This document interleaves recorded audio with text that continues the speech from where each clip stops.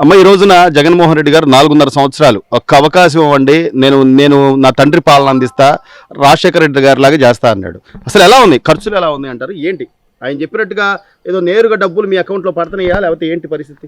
నేరుగా అకౌంట్లో డబ్బులు వేస్తున్నాను అంటున్నాడు ఆయన. ఏం డబ్బులు వేస్తున్నాడు?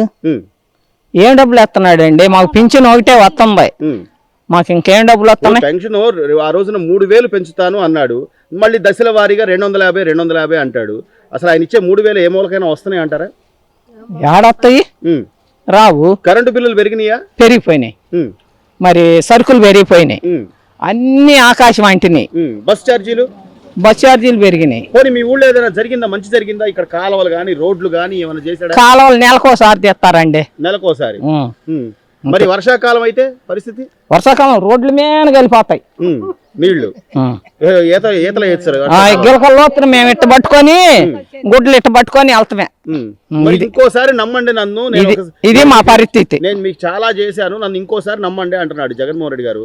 నమ్ముతారా? నమ్మండి అంటే మరి ఏం చేస్తాము? ఇప్పుడు రాజశేఖర రెడ్డి గారిని చూసి గతంలో ఓటేసామని చాలా మంది చెప్తున్నారు. ఆయన తండ్రి లాగా చేశాడా? వేసాం, మేమందరం వేసామండి. మరి ఆయన ఇట్లా చేశాడు, ఇక ఆ తర్వాత సంగతి మాకు తెలియదు. పిల్లలకు ఉద్యోగాలు లాంటివి ఏమైనా ఉన్నాయమ్మా? ఏమీ లేవు, చదువుకున్నాడు గోల్డ్ గిల్లుకుంటున్నాడు.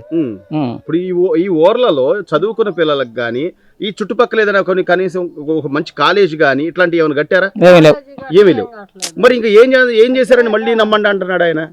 మాకేం తెలుసండి రాజకీయంలో సంగతి మాది ఎలా స్వామి. ఇప్పుడు నువ్వే అన్నావు ఖర్చులు పెరిగినాయి, ఇంతకు ముందు కరెంటు బిల్లు కానీ ఇప్పుడు పెరిగిందా? అవును. మరి మంచి చేసేవాడికి వేయాలి కదా. ఇప్పుడు చంద్రబాబు ఉన్నప్పుడు ఎంత వచ్చింది కరెంటు బిల్లు? చంద్రబాబు వచ్చినప్పుడు తక్కువే. ఎంత ఉంది సుమారుగా? సుమారు ఎంత ఉంటది? 200 కట్టేవా అప్పుడు? 200. ఇప్పుడు ఎంత కడుతున్నావు? ఇప్పుడు 400. మరి ఇప్పుడు 200 పెరిగింది కదా దానికి. మళ్ళీ నీ డబ్బులు నీకే కదా ఇస్తున్నాడు ఆయన, సొంత డబ్బులు ఏమైనా ఇస్తున్నాడు అంటావా? లేవు. మరి ఇదిగో ఇక్కడ ఇసుక ఈ చుట్టుపక్కల ఏరు ఉంది, కృష్ణానది ఏరు. ఇసుక ఇప్పుడు నా 20 లారీలు పోయినాయి. నువ్వు సామాన్యురాలివి, నువ్వు ఇల్లు కట్టుకోగలవా ఈ రోజు? కట్టలేము. ఎందుకని? ఆకాశం అంటింది కాబట్టి రేట్లు, ఇసుక రేటు. మరి నేను వస్తే అన్ని తగ్గిచ్చేస్తా అన్నాడు ఆయన. ఏది తగ్గలేదుగా. ఏం తగ్గల అయినా కూడా మరి ఆలోచిస్తానంటే ఓటేసేటప్పుడు చెప్పిందని నువ్వే. ఇక్కడ తాగకుండా తాగుబోతులు తిరగకుండా ఏమైనా ఉన్నారా బాబు? సాయంత్రం అయితే ఎక్కువయ్యారు, ఇంకా ఎక్కువయ్యారు. మరి నేను ఓటు అడగడానికి ఈసారి నేను వచ్చేటప్పుడు సంపూర్ణ మద్యపాన నిషేధం చేసి అప్పుడు వస్తా అన్నాడు. ఏది మరి ఆపలేదే? మరి తాగుడు ఆపు. మరి ఓటేస్తావా? మరి తాగుడు ఆపితే వేస్తాం. తాగుడు ఆపితే వేస్తావు. తాగొద్దంటున్నాడుగా, మిమ్మల్ని ఎవరు తాగమన్నారు? నేను తాగమన్నా అంటున్నాడు ఆయన. తాగొద్దంటే అది పెట్టకుండా ఉంటేగా వీడికి అందకుండా ఉండేది. అవును. ఇప్పుడు నేను మావిటాలకి వెళ్తానండి, నాకు సీసా లేదు పోవమ్మా అంటేనే నేను వెనక తిరిగి వచ్చేది. అంతేగా. ఆ డబ్బులు తీసుకొని సీసా ఇంకా నేను పుల్ అయిపోతున్నాగా. అవును అంతేగా. ఈ పెద్దమ్మ ఈ రోజు నాకు కరెంటు బిల్లులు పెరిగినాయి అంటున్నావు, ఒక నూనె ప్యాకెట్ కొనాలన్నా, కందిపప్పు కావాలన్నా, అసలు ఎట్లుంది రేట్లు? ఎట్లున్నాయమ్మా? అంతే, రేట్లు పెరిగిపోయినాయి అండి. ఆకాశం అంటిని అన్నాక ఒక మాటతో ఇప్పుడు ఇంటింటికి ఏదో వైద్యం వస్తున్నారు, వాళ్ళు ఏదో మెడికల్ వాళ్ళు ఏదో అంటున్నారు, ఇస్తున్నారు ఏందో బెళ్ళలో. ఆ బెళ్ళలు ఇస్తే ఒక్కొక్కరు కళ్ళు తిరిగి పడిపోతున్నారు.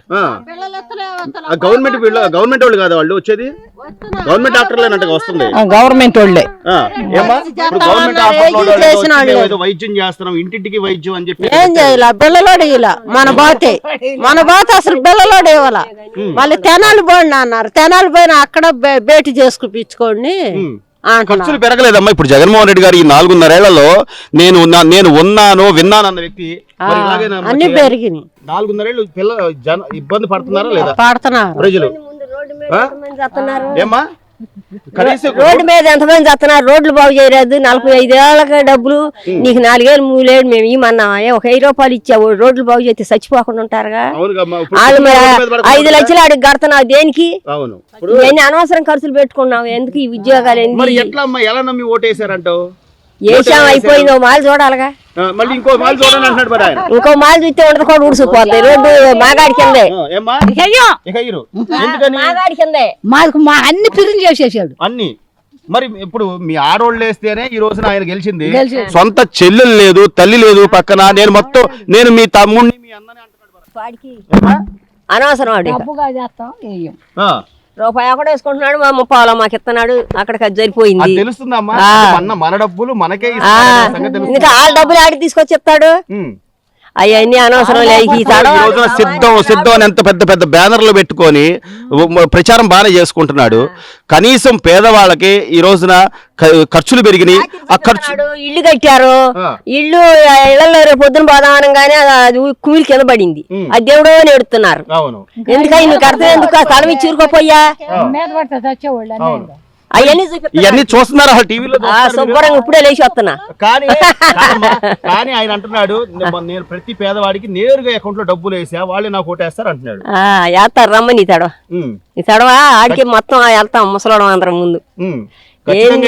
జగన్మోహన్ రెడ్డి గారి ఓటు ఇంకా ఆడి నేనేమంటున్నా అంటే, సొంత బాబాయిని చంపేసి సొంత బాబాయ్ హత్య జరిగినప్పుడు ఒక రాష్ట్ర ముఖ్యమంత్రిగా ఉన్న వ్యక్తి రాష్ట్ర ముఖ్యమంత్రి తేల్చలేడు ఆ విషయాన్ని, తేల్చలేదా? మరి ఇంతవరకు దాని ఆ కేసు ఎవరు చంపారు అనేది ఇంతవరకు లేదు బయట, మాఫీ చేశారు. మరి అలాంటి వ్యక్తి నేను నమ్మేది మనం. ఇప్పుడు పవన్ కళ్యాణ్ గారు 3 పెళ్లిళ్ళు చేసుకున్నట్టు మాట్లాడితే వ్యక్తిగత జీవితం గురించి మాట్లాడచ్చా? మాట్లాడకూడదుగా, ఆయన ఇష్టం. నేను సారా ఆపుతాను అన్నాడు, అది ఆపాడా? సారా ఆపితే కొన్ని కోట్లు అడుగు దండగా, దాంట్లో నీకు రూపాయల లాభం. అట్లాంటి నువ్వు అరికట్టకుండా ఆధారపడ్డదే మందు బాబులు. ఇంత పిల్లోడు కూడా బళ్ళో పోయే పిల్లోడు కూడా మన కష్టం తీసుకొని వెళ్ళి ఓ బాటలు కొనుక్కొని తాగి ఆ చెట్ల కింద మాట్లాడ పుస్తకాలు తీసుకొని వస్తున్నారు. చదువుకున్న పిల్లలకి ఏమైనా ఉద్యోగాలు ఉన్నాయంటారు? ఉద్యోగాలు పాడే ఉద్యోగాలు ఏం లేవు. ఈ సడమడికాడు వస్తాడని ఏ కళ్ళలో కూడా అనుకో బాగుమన్నాడు. ఖచ్చితంగా అయితే ఓటేయరు ఆడవాళ్ళు.